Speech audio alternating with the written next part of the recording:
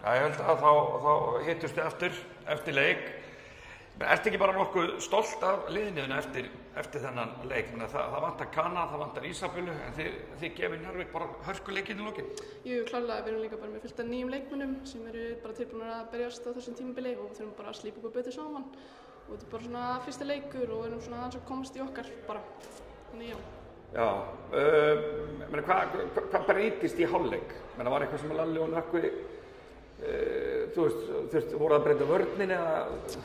Sko sóknarleikurinn okkar var yfir höfuð kannski svona frekar dapur í byrjun og svo séum okkur bara að fara í svona kannski einfaldari aðgerðir og leið við byrjum að gera það þá byrja þetta að ganga upp í okkur.